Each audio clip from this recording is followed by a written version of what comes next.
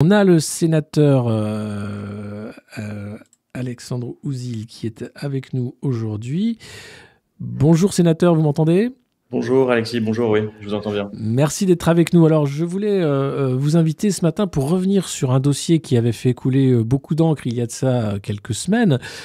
C'était le scandale de Nestlé Waters, des eaux soi-disant de source qui n'en étaient pas vraiment, avec un géant de l'eau, hein, Nestlé, qui a contourné les règles et qui n'a pas été sanctionné par l'État, qui pourtant avait été informé de ces contournements. Est-ce que vous pouvez nous résumer un peu cette affaire de Nestlé Waters? Oui, bien sûr. Alors, si on refait l'historique, déjà, on a été mis au courant de tout cela par une enquête journalistique. Une enquête de presse, notamment du service presse de France Info, qui a existé, qui est sortie en fait à la fin du mois de janvier. Ouais. Qu'est-ce que nous dit cette enquête? Qu'est-ce qu'on sait et qu'est-ce qu'on ne sait pas en fait? Parce qu'il faut bien voir ce qu'on sait et qu'on ne sait pas. Ce qu'on sait, c'est qu'il y a eu des contrôles des autorités de l'État qui sont en charge de ces contrôles chez les industriels de l'eau. Et qu'au moment de ces contrôles, l'État s'est rendu compte qu'il y avait une entreprise de dissimulation dans ce qui était présenté comme eau à l'État en matière de contrôle. Donc ça veut dire quoi? Ça veut dire que l'eau qui était présentée à l'État n'était pas l'eau qui était, disons, directement issue de la source, mais une eau qui avait subi des traitements. D'accord? C'est des traitements qui existent pour certains pour le traitement de l'eau du robinet, mais du coup, ce n'était pas des eaux de source, parce que justement, l'eau minérale, plus exactement, l'eau minérale, ça répond à un certain nombre de règles, et donc ça ne pouvait pas être qualifié d'eau minérale, puisqu'il y avait des traitements, notamment des filtres à charbon, etc. etc. Donc, l'État se rend compte, en fait, si je résume de manière un peu grossière, que, en fait, voilà. Et donc, il se rend compte de ça. Donc, ce qu'on se dit, logiquement, c'est que tout ça, donc, premier point, il s'en rend compte. Deuxième chose, il y a une enquête d'une inspection qui s'appelle l'Inspection générale des affaires sociales qui vient par-dessus faire un contrôle un petit peu plus vaste de tout cela. Cette enquête de l'Inspection générale des affaires sociales, moi, j'aimerais bien y accéder. J'ai écrit à la ministre Vautrin en tant que parlementaire pour demander l'accès. On a posé une question au gouvernement sur le sujet en disant, Madame, nous vous demandons la production de ce rapport IGAS. Ce rapport IGAS, il est aujourd'hui tenu secret. Et pourquoi pourquoi un élu, un sénateur n'y a pas accès? Exactement, on n'a pas d'explication. On va essayer de trouver d'autres solutions. Moi, j'essaye d'avoir différents contacts pour avoir des informations un peu plus précises sur ce qui se passe. Mais la ministre, pour tout vous dire, ne m'a même pas répondu.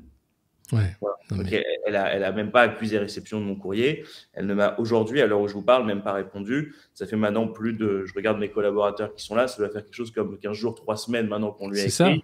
Et elle nous a toujours pas répondu. Donc ça, c'est le problème. Ce qu'on sait aussi, c'est qu'il y a eu une réunion avec la ministre Pannier-Runacher en 2021. D'accord? Donc ces sujets étaient connus. On ne sait pas ce qui s'est dit dans cette réunion avec la ministre, avec les conseillers de la ministre Pannier-Runacher, avec le cabinet de la ministre. On ne sait pas ce qui s'est dit dans cette réunion. Ce qu'on sait, c'est qu'en 2023, après une réunion interministérielle, les règles applicables à l'eau minérale ont été revues et abaissées.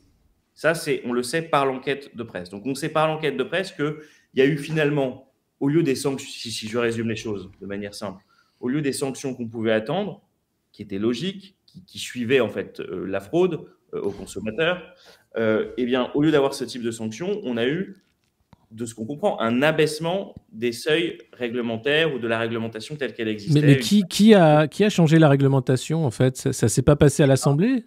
Non, là pour le coup, c'est une décision État parce qu'on est dans le domaine, vous savez, il y a le domaine de la loi, c'est nous les parlementaires, et il y a le domaine réglementaire qui est un autre domaine. Mais, il y a un mais dans tout ça, c'est que visiblement, ils ont méconnu une obligation de déclaration au niveau de l'Union européenne du changement de réglementation.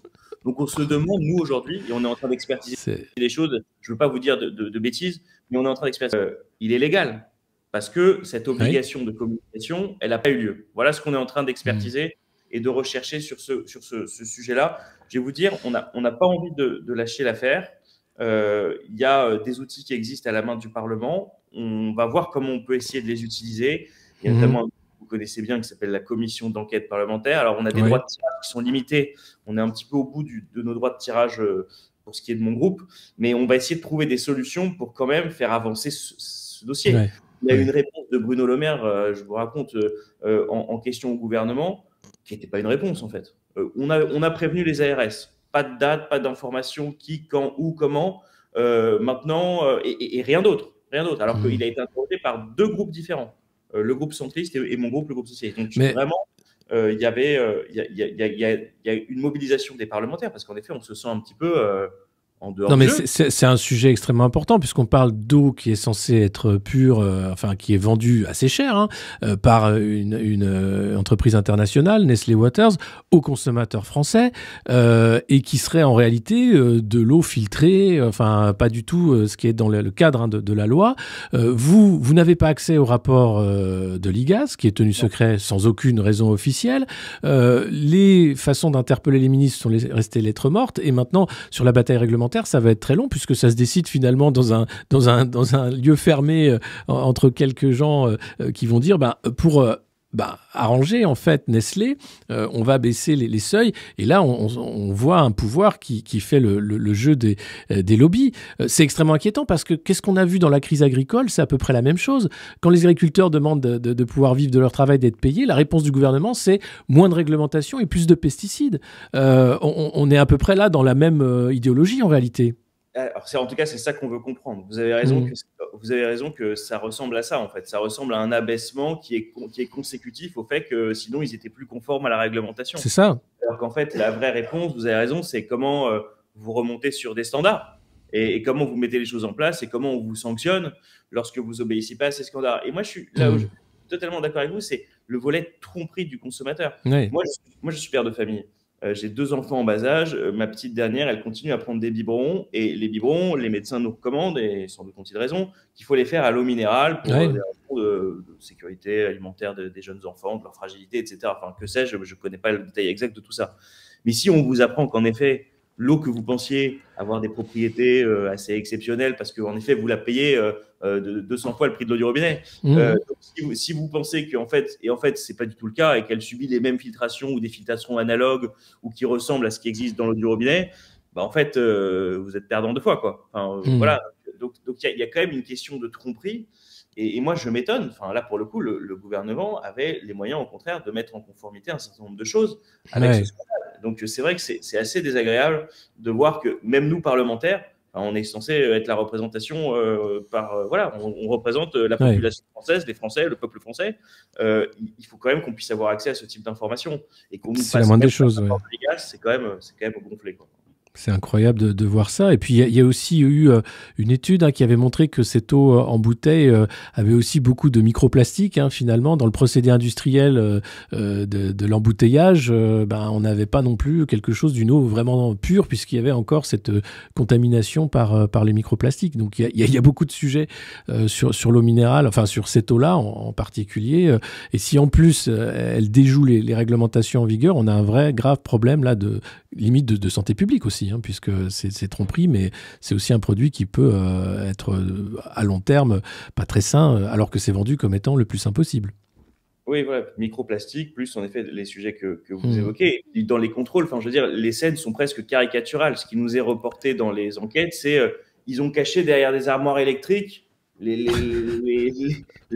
mécanismes de filtration. Vous voyez, il y a quelque chose de grotesque et en même temps catastrophe. Enfin, oui, terrible là-dedans, quoi. Il y a un côté vraiment, on disait ça, on cache dans l'usine les processus de filtration ou les processus qui ne sont pas conformes à la réglementation.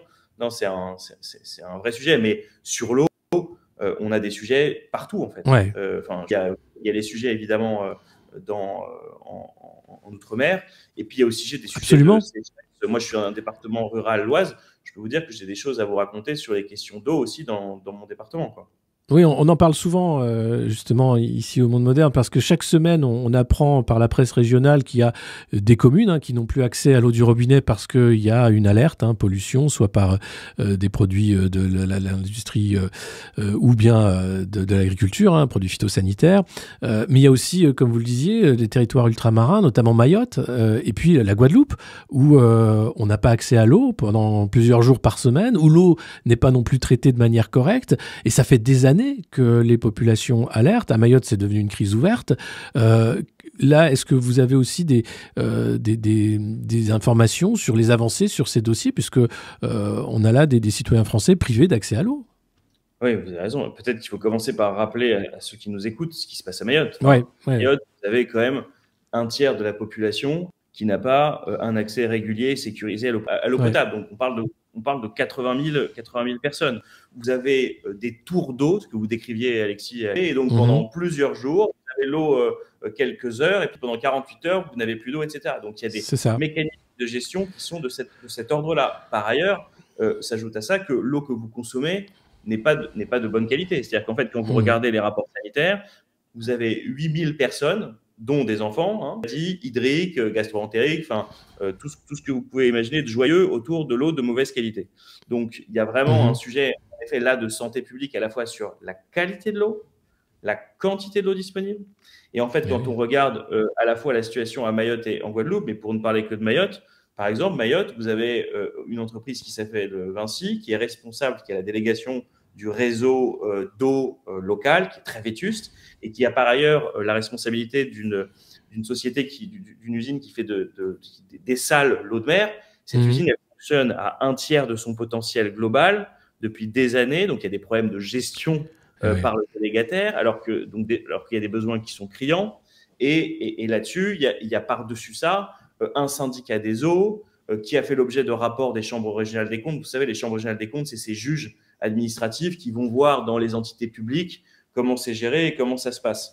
Et là, qu'on soit en Guadeloupe ou qu'on soit à Mayotte, il y a des erreurs.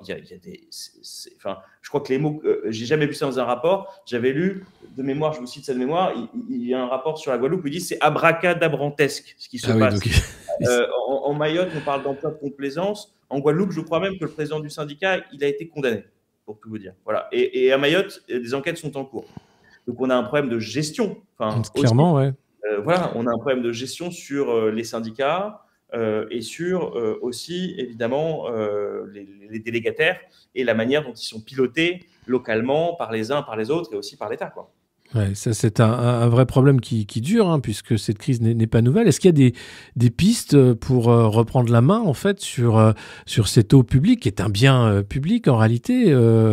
Qu'est-ce qu'on peut faire pour nos compatriotes et pour éviter ce genre de situation, parce que ça pourrait arriver aussi dans nos régions à l'avenir. On parle de stress hydrique maintenant pour la Bretagne, pour la Creuse, pour des départements aussi en métropole qui ont ce problème-là.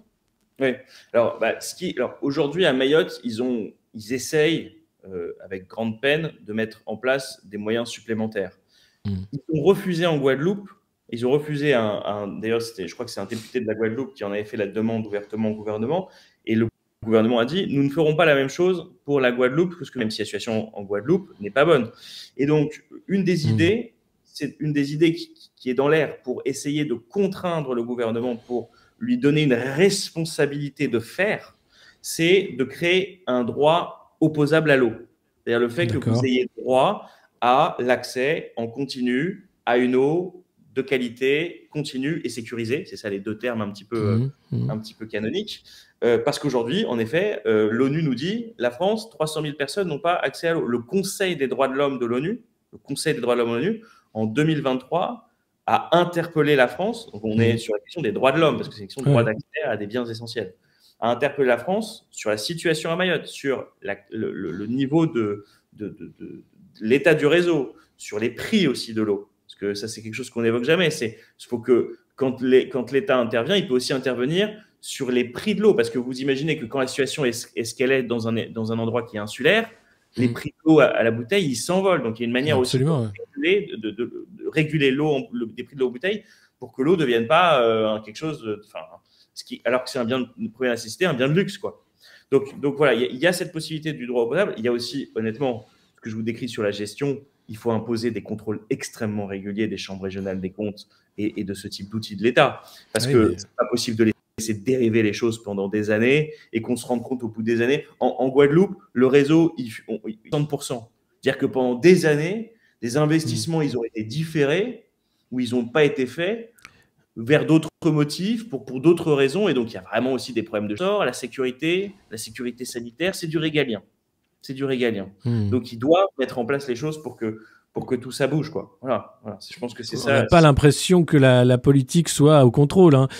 C'est plutôt d'abaissement des normes, moins de contrôle pour répondre à la crise agricole. D'ailleurs, vous en pensez quoi, vous, des réponses qui ont été apportées à la crise agricole et de la séquence qu'on a vue, au-delà, bien sûr, du chaos au Salon de l'Agriculture samedi, mais qu'est-ce qu'il y a à attendre de ce rendez-vous promis au syndicat dans 3 semaines à l'Élysée et où on en est aujourd'hui, par exemple, dans votre territoire et ailleurs? Alors, moi là-dessus, pour vous répondre, moi je reste, parce que je voulais garder un peu les pieds dans la glaise, je reste élu municipal à Villers-Saint-Paul, enfin, élu de base, comme on pourrait dire, et dans mon interco. Chaque année, je vois les rapports sur l'eau arriver. Chaque année, je vois le chlorure d'azone. Chaque année, je vois dans certains territoires le fait que maintenant, ils sont obligés de mettre 1, 2, 3, 4 filtres à charbon successifs qui coûtent 100 000 € le filtre, qui doivent changer extrêmement régulièrement, etc. Je vois qu'on est en train d'essayer d'intercaler l'eau potable entre eux, parce qu'en fait, quand un réseau est aujourd'hui, c'est de l'eau potable en bouteille qui est mise dans certains endroits, etc. etc. Donc, je vois en fait le problème sur les milieux que pose la question des pesticides. Donc moi, évidemment, quand je vois que la réponse, c'est la suspension du plan Écophyto, et que ce plan Écophyto, moi j'ai un rapport sénatorial que j'ai eu dans les mains qui montre que ce plan Écophyto, il y a eu une baisse de la dangerosité des produits utilisés depuis qu'il a été mis en place, mais non pas une baisse de la quantité de pesticides. Ouais. On dit qu'en fait, on a tapé au mauvais endroit. La question, c'est celui du revenu agricole, et que ces gens, comme ils rendent des services environnementaux, ils soient rémunérés pour ça. Voilà. Et donc, moi, je fais un petit tour de l'Oise, pour vous dire, je fais un espèce d'agri-tour où j'essaie de rencontrer un éleveur, un arboriculteur, un maraîcher, vous voyez, un peu tous les corps de métier. Et ces gens-là, ils nous le disent. Ils nous disent, si vous voulez qu'on fasse de la qualité, forcément, il y a une question de revenu qui se pose. Parce qu'en fait, par exemple, j'étais avec quelqu'un qui fait des pommes à cidre, des pommes à jus et des pommes à croquer, des pommes à couteau là, pour ça. Il me dit l'écart de rendement si je mets mon champ tout pesticide, etc., c'est quelque chose comme 20 à 30% sur un produit comme la pomme. Donc si on ne rémunère pas le fait de prendre soin du milieu, si on n'a pas une logique de protection des sols comme bien durable, on n'y arrivera pas. Donc en fait, la question, c'est juste on ne peut pas dire vous êtes en concurrence avec des pays du bout du monde qui n'ont pas du tout les mêmes normes que nous. Il y a des ovins qui arrivent par bateau de Nouvelle-Zélande trempés dans l'azote, et ça, c'est vos concurrents. Et en même temps, leur dire, je crois que j'ai un collègue, Philippe Brun, à l'Assemblée nationale, qui a montré 25% des produits agricoles qui rentrent dans l'UE sont non conformes à ce que font nos agriculteurs eux-mêmes dans l'UE. Un quart des produits importés qui ne sont pas conformes, c'est incroyable. Voilà. Et donc, soi-disant, enfin pareil pour les filières bovines par exemple, Canada, soi-disant, il y a des filières spéciales UE avec des traitements spéciaux pour l'UE, mais qui va vérifier ça? Encore moins, puisque déjà il y avait peu de contrôle. Même pas dans l'UE. Donc, en fait, si vous voulez, les choses sont mal contrôlées. Il y a une forme d'équivalence qui est acceptée. Et en fait, nos agriculteurs, ils nous disent quoi? Ils nous disent, mais OK, on veut bien faire de la qualité, mais vous ne pouvez pas nous demander de faire la qualité en nous mettant en compétition avec le reste du monde qui n'a pas les mêmes soucis que nous. Donc, en fait, ça va ensemble. Revenu, rapport au monde, rapport à la mondialisation. Moi, j'ai une image toujours que je prends, c'est celle de l'écluse. En fait, vous avez soit la passoire, soit Fort Knox, et puis au milieu, vous avez l'écluse. L'écluse, c'est ce qui permet de mettre à niveau quand les choses ne sont pas au niveau. Donc, quand vous avez des gens qui n'ont pas les mêmes obligations que vous, si vous voulez pas qu'ils vous tapent sur le niveau de prix, il faut un protectionniste qui les remette au niveau pour pas que nos agriculteurs ils soient sanctionnés parce que en fait eux ils respectent un certain nombre de normes. Dans l'élevage, c'est la question que vous connaissez bien des antibiotiques. Quand vous avez des animaux qui sont bourrés d'antibiotiques, parce que en fait, si vous les mettez un peu sous antibiotiques en continu, la croissance est plus rapide, alors que nous, on essaye de faire exactement ce qu'il faut pour éviter l'antibiorésistance chez les humains ensuite. C'est ça les sujets qu'il y a derrière.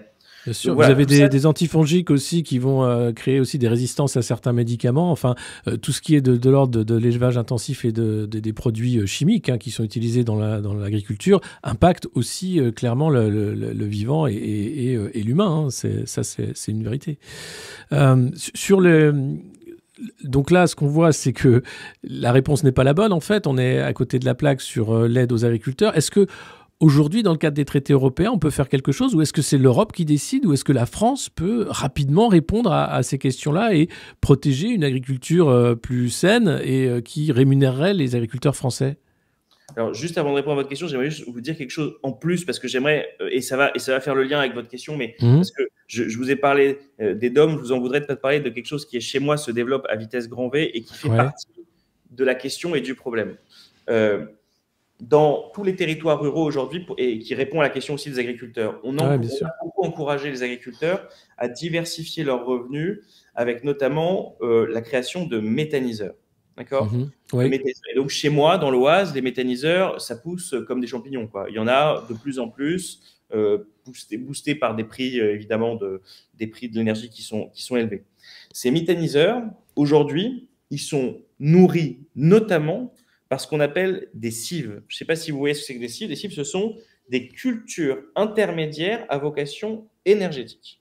Une culture ah, intermédiaire d'accord. à vocation énergétique, c'est quoi? C'est entre deux cultures pour nourrir les humains. Vous faites une culture pour nourrir le méthaniseur. D'accord? Sauf que vous êtes dans une situation, vous avez très bien décrit, qui se répand. Moi, je suis en Picardie. Oui. J'imagine que l'image qu'ont les gens qui nous suivent de la Picardie, c'est il pleut tout le temps, ce qui n'est pas faux. Mais on est, nous aussi, face à des problèmes importants. Ouais, L'année c'est dernière, dans vrai. l'Oise, j'avais un tiers de mon département qui était en sécheresse rouge. Et donc, faire des cultures intermédiaires à vocation énergétique, c'est-à-dire aller puiser de l'eau pour faire pousser des choses qui viennent nourrir un méthaniseur, ça ne va pas pouvoir durer. Et donc déjà, on a mis nos agriculteurs, moi je vous le dis, et on s'en reparlera à mon avis dans 3, 4, 5 ans. Mhm. C'est une petite bombe, ce qui est en train de se passer à ce niveau-là. Et pour l'instant, ça passe inaperçu, mais Parce qu'en réalité, l'idée des méthaniseurs, c'était de créer une énergie bon marché, ou du moins en dehors du gaz et quoi que ce soit. Et c'est des produits agricoles, donc des cultures qui sont dédiées à ces méthaniseurs. Hein. Ce n'est pas des déchets d'autres exploitations qui vont faire le méthaniseur. C'est tout le problème, en fait. il y a une partie déchets, Ouais, et il y a une partie cive, culture ok, intermédiaire à vocation d'accord. énergétique. Et d'ailleurs, ça commence à poser des problèmes en milieu rural. Moi, qui suis sénateur, je suis en contact avec des élus régulièrement. Mhm, mhm, En fait, si vous voulez, au moment des cultures intermédiaires à vocation énergétique, il y a des camions qui défilent toute la journée vers la culture intermédiaire à vocation énergétique. Normalement, il y a des seuils qui mhm. existent sur le niveau de culture intermédiaire à vocation énergétique, mais vous voyez, quand on se pose la question d'arroser ou non les cimetières, nous, c'est ça les questions qui se sont posées à un moment pendant l'été, et c'est des sujets pour lesquels les gens sont assez sensibles en fait. Hein. Bah oui, oui. À un moment, on ferme les car-wash, etc. Et en même temps, il y avait la question des cultures intermédiaires. Donc, vous voyez, en fait, tout ça est un tout. Et si on ne pense pas à la question de l'eau aussi avec ce type de sujet, bah, on aura des difficultés. Et je pense qu'en plus, c'est Mhm. en train de croître de manière tellement rapide qu'à un moment, il va y avoir un problème de solvabilisation de tout le monde. Voilà, donc Ce qui on est a la... déjà le cas pour beaucoup d'exploitations qui ont investi Exactement, ce qui est dans déjà beaucoup le de cas. matériel et qui se retrouvent coincés avec une PAC aussi à l'arrêt. Et d'où la question sur les règles européennes et qu'est-ce qu'on peut faire, nous, en France, dans le cadre européen, pour aider les agriculteurs français. Bah, en effet, la politique agricole commune, vous avez raison, elle est européenne. Donc, il y a beaucoup de choses qui se jouent au niveau européen. Hmm. Il n'empêche des choses sur on peut faire des choses au niveau français. Mais oui, il y a beaucoup à faire au niveau européen. En fait, il y a beaucoup à voir. Hmm. Parce que vous voyez, tout ce qu'on évoquait sur la politique commerciale, elle est déléguée à l'Union européenne. Donc, s'il n'y a pas une prise de conscience que sur les matériaux, sur la question agricole, il y a un sujet européen. Pendant des années, en fait, ça a été la grande bataille dans les marchés agricoles européens. Donc ce marché il a été Hmm. ouvert, mais l'esprit de la PAC d'il y a 30 ans, ce n'était pas le même esprit. Hein. L'esprit de Ouais. la PAC, c'est un esprit de prix plancher, de prix plancher, de gestion de la surproduction. Enfin, ça n'avait rien à voir avec ce qu'on connaît aujourd'hui. Hein. C'était pas du tout la même PAC. Et d'ailleurs, ça fait partie, si la difficulté, elle explose aujourd'hui, ça fait partie de ça. C'est-à-dire qu'on a changé la PAC, on a changé le cadre général puisque on a mis nos agriculteurs de plus en plus en concurrence avec une production étrangère bon marché. Et donc, on Hmm. s'est retrouvé dans cette difficulté. Et pardon, moi, je fais un lien avec un sujet qui me tient à cœur parce que je voulais vous en parler. C'est, je ne sais pas si vous avez vu, mais il y a des nouvelles règles budgétaires qui sont apparues en Ouais. Europe. Voilà. On a suspendu les règles budgétaires pendant 4 ans. Pendant 4 ans, c'était suspendu, c'était le Covid. Et bien là, ça y est, c'est le retour aux règles. c'est le retour aux règles absurdes de déficit et de dette publique. Donc, les règles des 3% et 60% de déficit, on est dans un moment où le monde entier est en train de relancer.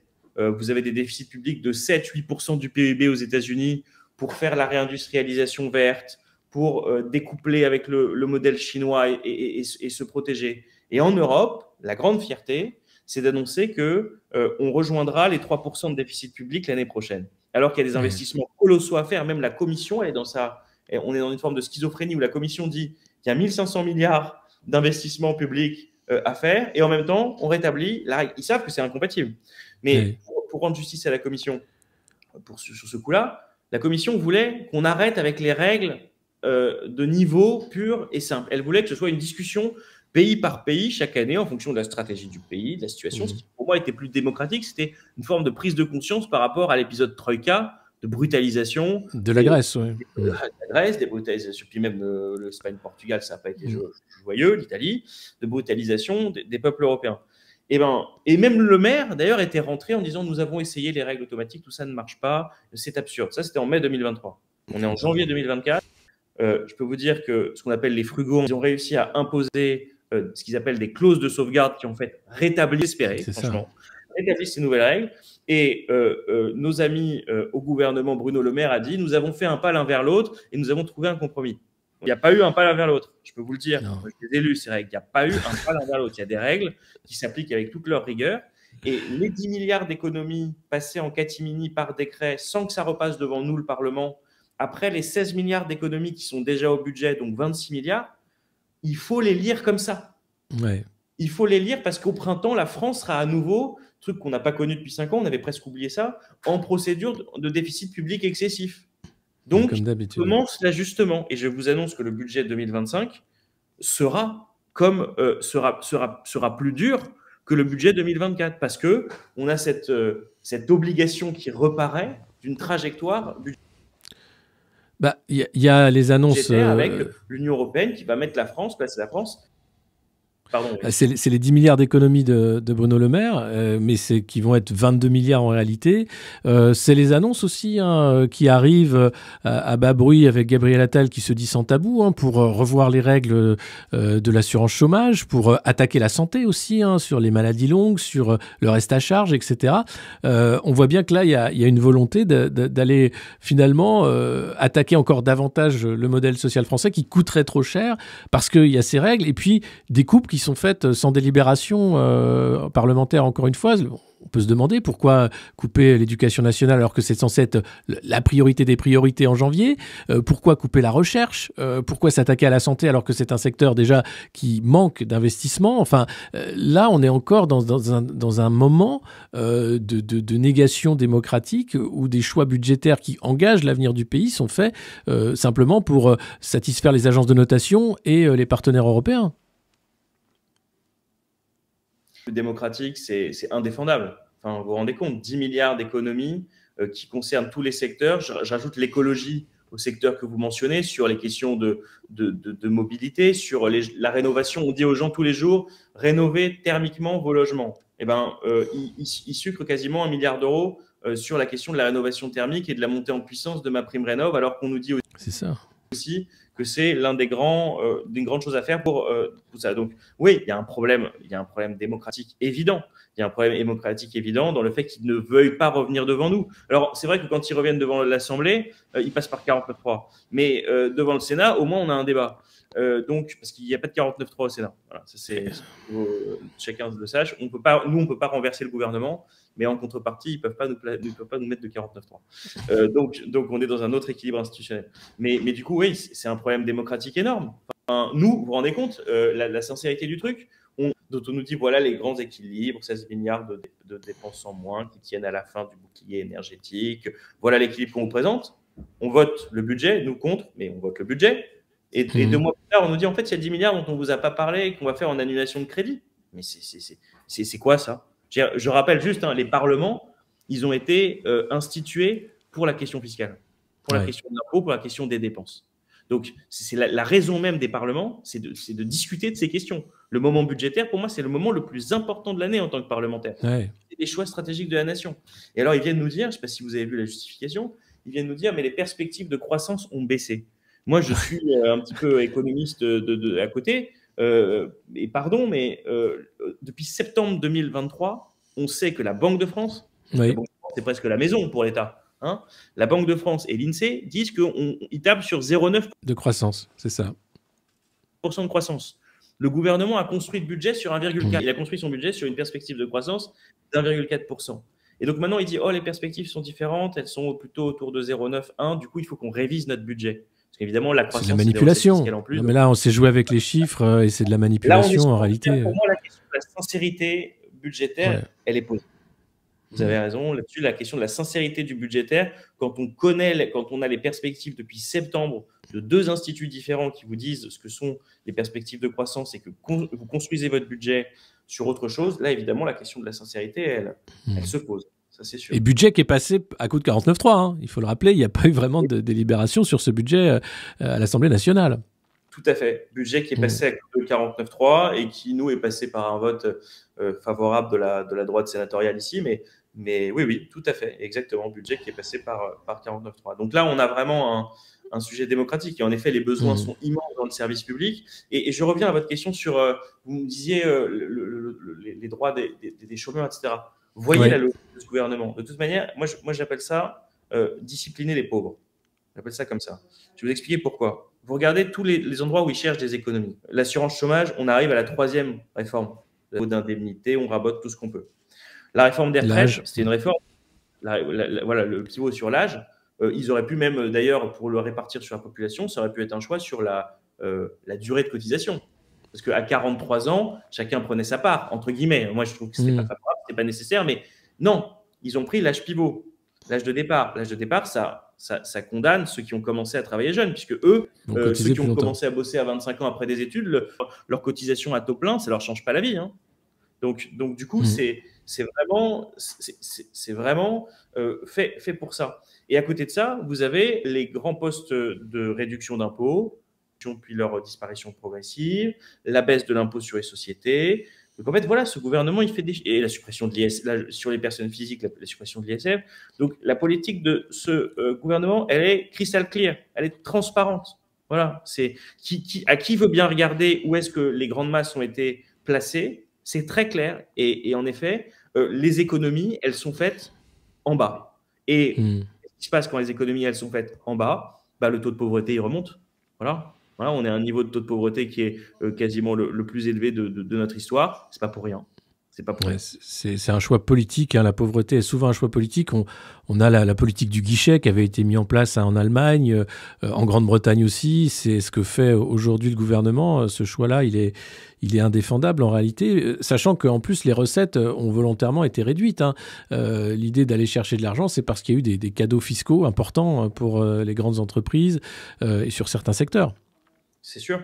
Nous, on avait fait un contre-budget cette année où on reprenait un peu de tout ce qui avait été donné comme cadeau. Donc, on rétablissait l'ISF, on rétablissait un bout des impôts de production, on rétablissait un certain nombre de choses. Donc, c'était même pas, ils peuvent même pas dire que c'est l'Union soviétique. C'est juste avant qu'ils arrivent, quoi. On rétablissait un certain nombre de choses. On arrivait à dégager 60 milliards d'euros. Avec ça, on arrivait à passer le SMIC à 1 600 euros. Avec ça, on arrivait pour les minima sociaux, pour les mères seules et pour les gens qui sont dans la solitude, on arrivait à faire plus 7,5%. Vous voyez, c'est ça, en fait, c'est un choix politique. C'est un choix politique. Et il le justifiait jusqu'ici sur la question du chômage et de la baisse du chômage. Là, le chômage est en train tranquillement de remonter. Le secteur de la construction et de l'habitat, enfin, le logement, je ne sais pas si vous voyez la situation du logement, mais c'est une catastrophe. Il y a moins 30% de mise en chantier. Il y a un nombre de gens qui sont dans des logements insalubres. Le rapport de la Fondation Abbé Pierre, je ne sais pas si vous y avez consacré fois un peu de temps, mais c'est impressionnant ce qui se passe. Scandaleux. Donc oui, la vie, c'est des choix politiques. Et les choix politiques qu'ils ont faits, c'est un choix de restauration des marges. Voilà, quand on restaure la vérité. C'est assez terrible, évidemment. Vous êtes sénateur PS de l'Oise, Alexandre Ozy. Aujourd'hui, on a vu, après les déclarations d'Emmanuel Macron sur l'Ukraine et l'envoi de troupes qui n'est pas à l'ordre du jour européenne en Ukraine, il y a eu un tollé général. Là, le Parlement va se saisir du dossier. C'est Gérard Larcher, président du Sénat, qui disait que d'ailleurs la déclaration de guerre ne peut pas se faire sans le Parlement et que là, on engage quelque chose qui va au-delà. Quelle est la position du Parti socialiste aujourd'hui après les déclarations d'Emmanuel Macron? Alors, vous savez bien, nous, moi, je vous suis et je vous lis, on a là-dessus un point de divergence fondamentale. Nous, notre position, en fait, elle est assez simple, elle est assez claire. C'est qu'en fait, nous, on soutient l'Ukraine. On soutient l'Ukraine et on soutient militairement l'Ukraine. En revanche, ce qui a été dit et ce qui a été très bien rappelé, c'est qu'en fait, avant d'évoquer ces questions d'envoi de troupes au sol, d'ailleurs, de manière à l'emporte-pièce, au milieu de rien, sans concertation avec les partenaires, dont on voit que tout de suite, il y a une levée de boucliers un petit peu partout. Nous, ce qu'on dit, c'est que déjà, la France a la contribution par rapport à son PIB la plus faible de toute l'Union européenne. Donc, si vous voulez, on peut, les grands mots et les petits actes, c'est un peu la spécialité du gouvernement. On voit que partout, au Royaume-Uni, dans un certain nombre d'États, il y a des capacités supplémentaires qui ont été créées en matière d'armement. Nous, on défend, donc je vous l'ai dit, on défend le fait de soutenir l'Ukraine militairement. Et ben, on voit que pareil là-dessus, en fait, on maquille avec des grands mots des toutes petites actions d'un point de vue alors que la France a quand même en Europe une des, disons, industries, un complexe militaro-industriel de premier plan, on ne peut pas dire le contraire. On est des grands vendeurs d'armes à l'international, ça c'est sûr. On est une des grandes nations vendeuses d'armes, mais visiblement la réindustrialisation, la production en mode économie de guerre ne se fait pas. C'est encore des effets d'annonce. Ah bah c'est sûr que sur la réindustrialisation, moi là c'est vraiment un de mes grands combats parce que si vous voulez, je viens d'un bassin de vie que j'ai vu aussi se disloquer sous la question industrielle. Quand vous avez des entreprises, des sous-traitants de l'aéronautique comme Chausson chez moi qui emploient, forcément vous voyez immédiatement la complexité. Ce qu'on voit sur la politique industrielle, c'est quoi? C'est que Macron, il a une politique industrielle qui est un petit peu exclusivement attirons les entreprises internationales. Attirons les entreprises internationales en créant le contexte favorable en France. Mais en revanche, ce qui pouvait exister, ce qui a fonctionné, c'est-à-dire des choix de filières bien financés, avec une action publique, enfin, je veux dire, c'est comme ça qu'on a reconstruit le pays après 45. Hein. Ça, on le voit pas. Ça, on le voit pas. Et pourtant, l'industrie, c'est un monde. L'industrie, c'est des salaires intermédiaires. Si la France était une société en toupie, avec des classes moyennes nombreuses, c'est ce que décrit Mandras, sociologue dans la France des 30 Glorieuses, c'est parce qu'il y avait ce monde industriel qui entraînait le reste de l'économie. Vous aviez des salaires dans l'industrie, vous avez souvent des salaires à 2 SMIC, à 2,5 SMIC, etc. Ce n'est pas le cas dans le low cost de la logistique et du monde serviciel, des Deliveroo, etc. Donc, c'est un vrai enjeu pour nous, c'est de réindustrialiser le pays, mais là encore, la question, c'est la nation écluse et l'Union européenne écluse. C'est-à-dire que si vous nous mettez en concurrence avec du photovoltaïque chinois ultra subventionné, vous n'avez aucune chance. Et la filière, elle a disparu d'Europe. Je prends le photovoltaïque parce que c'est vraiment l'exemple canonique. Il n'y a plus un acteur européen, rien. C'est un parking, l'Europe. Excusez-moi cette expression, c'est un parking, il n'y a plus rien en capacité, rien. Donc vous importez 90%. Donc vous faites un Green Deal qui est un plan de relance vert et dans lequel vous allez importer 90% des produits pour l'électricité. Donc, non, en revanche, moi, le choix que je reconnais, c'est le choix sur le nucléaire. Moi, je pense qu'il fallait faire un choix sur le nucléaire français, même si on a eu déjà cette discussion entre nous. C'est un choix sur le nucléaire français et en même temps, on fait rentrer Amazon dans la danse.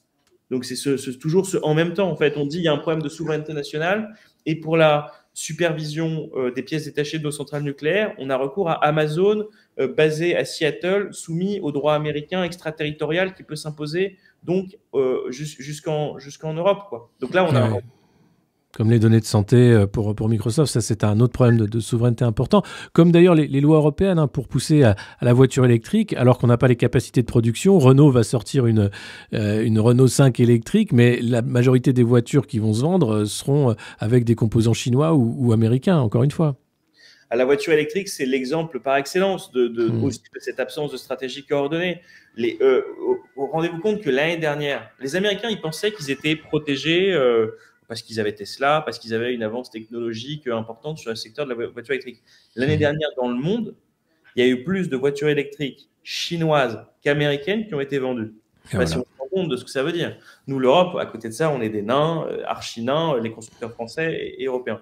L'année prochaine, aujourd'hui, vous avez des voitures électriques à 15 000 $ qui se vendent en Chine. Demain, vous allez avoir la voiture électrique neuve, chinoise. Si vous ne protégez pas un peu vos industries dans l'enfance, si vous coordonnez, fléchez pas un petit peu les choses sur le leasing social, un certain nombre de choses vers l'économie européenne, bah on va recréer le photovoltaïque. Et là, pour le coup, on est quand même encore dans une filière où il y a de l'emploi, où il y a beaucoup de marques européennes paumées en ce moment. Enfin, parce que les Allemands, d'un point de vue de la stratégie économique, alors ça fait 20 ans qu'ils avaient des choses bien en tête sur ce qu'il fallait faire. Aujourd'hui, quand vous lisez un petit peu la presse allemande et un petit peu les réflexions en Allemagne, ils sont paumés. Parce qu'en fait, eux non plus, ils n'ont pas pris le virage. Eux non plus, ils sont en retard sur la voiture électrique. Bah, ils n'ont pas pris le virage et puis ils avaient quand même auparavant l'accès à l'énergie bon marché de la Russie. Et là, c'est beaucoup plus compliqué pour l'industrie allemande, hein, avec un coût de l'énergie qui a explosé.